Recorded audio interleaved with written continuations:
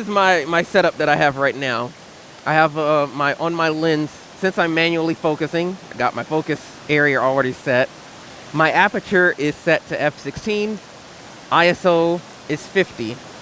Now, with my dark CPL, which is a 6-stop, I'm going about 1.5 to 2 minutes long.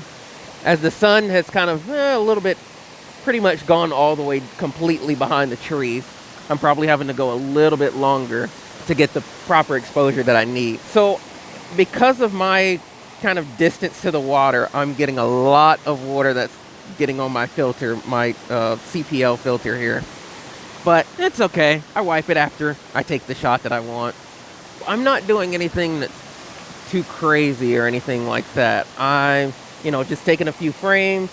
I pretty much got the lighting before it went down, before the sun went down behind the trees. And initially, I actually had my focus wrong. I don't know how I did that. I must have bumped it some kind of way, but I was getting out of focus images, so that kind of was disappointing, but I did notice it, fixed it, so we're good to go. So I'm gonna get my remote here. We're gonna make sure that our focus is still set properly. And since the sun has gone down quite a bit, I'll actually go down on my aperture to f10. Maybe increase my ISO. We'll go to 200, and then we'll take the shot.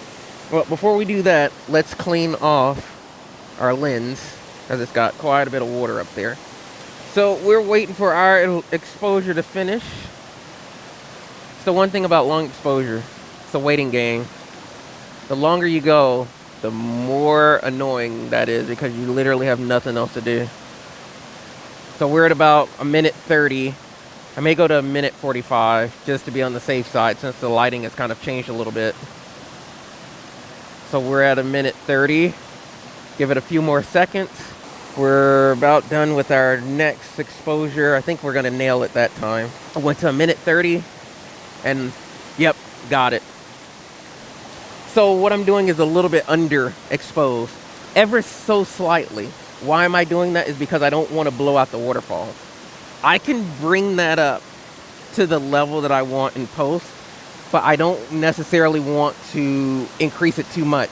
Because if you look in the middle, it's already a little bit of a hot spot. It's almost like I'm clipping the highlights in a specific area here, because just how the waterfall kind of bunches up towards the bottom, where you have those several cascades. So it's like a hot spot. So if I go too long, if I get the bigger falls perfectly exposed, then I totally have blown out that little center part, and I don't want to do that.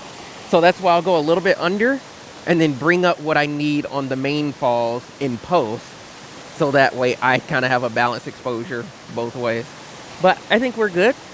I might get a couple more frames, but I think that's essentially it.